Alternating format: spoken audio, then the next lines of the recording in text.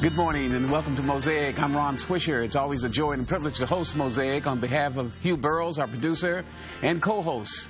Last month we kicked off the Lenten season with Ash Wednesday, and Hugh Burrows interviewed me, and I mentioned the Psalms 51, created me a clean heart and renew a right spirit within me. And then I mentioned Matthew 6, in which Jesus says, where your treasure is, that's where your heart will be also.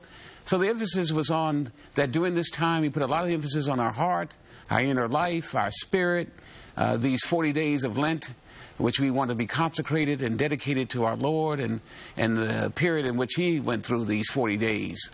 And so it's a great privilege to continue that theme of Lent Easter with my good friend and colleague, Reverend Jim Hopkins. Hey, good morning, Ron. Great to have you, Jim. It's really good to see you again. It's been far too long. That's right. You're a good friend of Mosaic. You've been here before. I have been honored to be here before, and I really look forward to our discussion this morning. Great, great.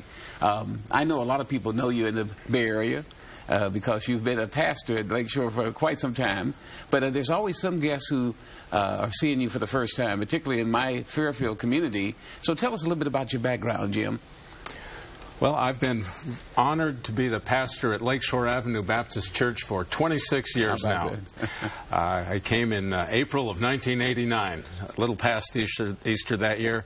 I'm a native of Salt Lake City, Utah. I grew up in the Mountain West. I attended college in both Oregon and a graduate of Fresno Pacific University in Fresno, a little Mennonite college.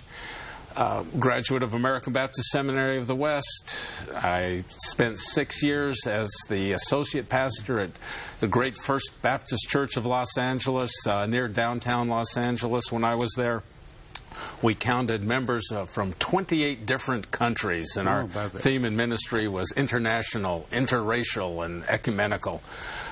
Came to Lakeshore in '89. I've done a lot of growing up there, and my family has grown up there now. Kids are grown. Happy to see my grandsons in the congregation most Sunday mornings. Well, Lakeshore is known for its diversity. Tell us about Lakeshore. Lakeshore Avenue Baptist Church is a very diverse congregation. We view our diversity as a divine mandate. We've worked on it. Lakeshore became diverse racially in the late 50s, early 60s, when it actually worked to integrate the Lakeshore neighborhood. They helped an African-American family buy a home in the neighborhood, contra the redlining that was going on in the real estate industry at the time.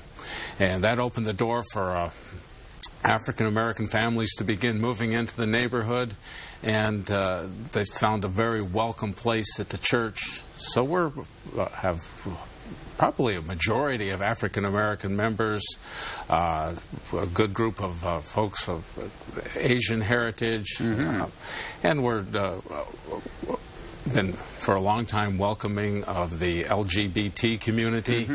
So diversity is a great joy. It's a great challenge, but it's a great joy. I love growing up in the Alameda, Oakland area. I'd always hear about Lakeshore because of that diversity.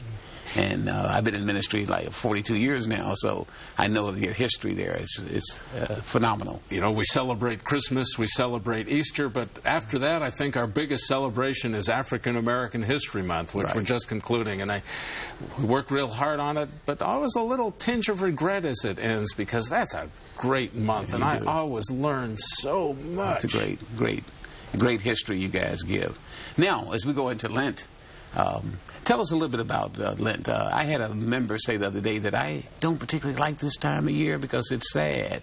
I love Christmas. I said, wow, I'd never heard that before. So what do you think about Lent? Well, I think Lent, it can be, if misinterpreted, despairing and despondent, but Lent recognizes that sometimes we need to do some preparation. If we're going to celebrate good things, we've got to do some work to get there. And so Lent historically has been a time of preparation for Easter. It started, as my understanding, in the early Christianity when the converts to the faith were getting ready to be baptized. And they'd be baptized traditionally on Easter Sunday. And Lent was that period, 40 days, not counting Sundays, from Ash Wednesday to Easter. Preparing for baptism. Time to get ready. Great start. And we're going to have Reverend Carol Estes join us in the second segment. I look forward to getting reacquainted with her as well. Okay, then. Thank you for starting off with us. Come join us again in this next segment. Lent and Easter. Reverend Jim Hopkins and Reverend Carol Estes.